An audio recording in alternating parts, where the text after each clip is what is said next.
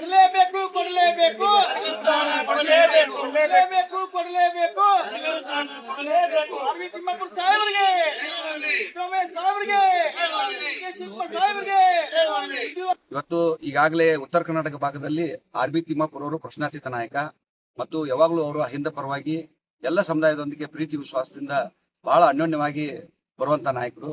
ಅದಕ್ಕೆ ಅವರು ಏನು ನಿರಂತರವಾಗಿ ಶೋಷಿತರ ಪರವಾಗಿ ದೀನ ದಲಿತರ ಪರವಾಗಿ ತಮ್ಮ ಸೇವೆಯನ್ನ 50 ವರ್ಷಗಳ ಕಾಲ ಮಾಡ್ಕೊಂಡ್ ಬಂದಿದ್ದಾರೆ. ಮತ್ತು ಅವರು ಸಚಿವ ಅವಕಾಶ ಮಾಡಿಕೊಟ್ಟಂತ ಸಂದರ್ಭದಲ್ಲಿ ಸಮುದಾಯಕ್ಕೆ ಸಂಬಂಧಪಟ್ಟಂಗೆ ಆಗಿರ್ಬೋದು ಮತ್ತು ಏನು ಆಡಳಿತಾತ್ಮಕ ವಿಷಯದಲ್ಲಾಗಿರ್ಬೋದು ತಮ್ಮ ಸೇವೆಯನ್ನ ಪ್ರಾಮಾಣಿಕವಾಗಿ ಮಾಡಿದ್ದಾರೆ.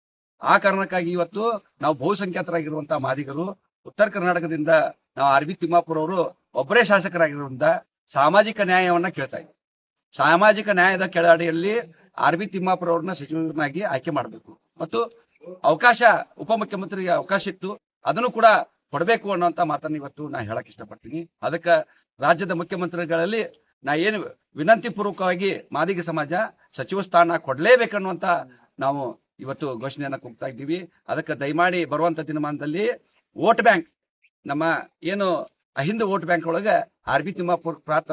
ತಿಮ್ಮಾಪುರ ಅವರ ಪಾತ್ರ ಬಹುಮುಖ್ಯ ಇದೆ. ಅದಕ್ಕೆ ಆರ್.ಬಿ. ತಿಮ್ಮಾಪುರ್ಗೆ ಸಚಿವರನ್ನಾಗಿ ಆಯ್ಕೆ ಮಾಡಬೇಕು, ಅವ್ರಿಗೆ ಅವಕಾಶ ಮಾಡಿಕೊಡ್ರಿ ಅಂತ ನಾವು ವಿನಂತಿ ಮಾಡ್ತೀವಿ. ಸರ್, ಒಂದ್ ವೇಳೆ ಕೊಡದೇ ಇದ್ರೆ ಸಮುದಾಯಕ್ಕೆ ಮುಂದಿನ ನಡೆ ಏನು ಅಂತ? ಸರ್, ನನಗ ಭರೋಸೆ ಇದೆ ರಾಜ್ಯ ಸರ್ಕಾರದ ಮೇಲೆ.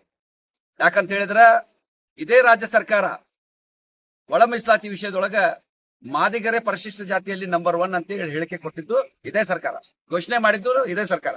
ಆ ಕಾರಣಕ್ಕಾಗಿ ಬಹುಸಂಖ್ಯಾತರಿರುವಂತಹ ಮಾದಿಗರು ಈಗಾಗಲೇ ನಮ್ಮ ಅಣ್ಣ ತಮ್ಮಂದಿರಿಗೆ 2 ಅವಕಾಶಗಳನ್ನು ಕೊಟ್ಟಿದೆ, ಆದರೆ ನಮ್ಮ ಸಮುದಾಯಕ್ಕೆ ಒಂದೇ ಕೊಟ್ಟಿದೆ. ಆ ಕಾರಣಕ್ಕಾಗಿ ರಾಜ್ಯ ಸರ್ಕಾರದ ಮೇಲೆ ಅಪಾರವಾದಂತಹ ಭರವಸೆ ಇದೆ. ಡಿ.ಕೆ. ಶಿವಕುಮಾರ್ ಅವರು ಸಾಮಾಜಿಕ ನ್ಯಾಯದ ಅಡಿಯಲ್ಲಿ ಸಿದ್ದರಾಮಯ್ಯ ಸಾಹೇಬರು ಹಾಕಿಕೊಟ್ಟಂತ ಮಾರ್ಗದಲ್ಲಿ ಮತ್ತು ನಮ್ಮ ಏನು ರಾಹುಲ್ ಗಾಂಧಿ ಅವರ ಆಶೆಯಂತೆ ಆರ್.ಬಿ. ತಿಮ್ಮಾಪುರ ಅವ್ರನ್ನ ಕೈ ಬಿಡೋದಲ್ಲ, ಅವ್ರನ್ನ ಸಚಿವರನ್ನಾಗಿ ಮಾಡೇ ಮಾಡುತ್ತಾರೆ ಅನ್ನುವಂತ ವಿಶ್ವಾಸ ನನ್ನಲ್ಲಿದೆ.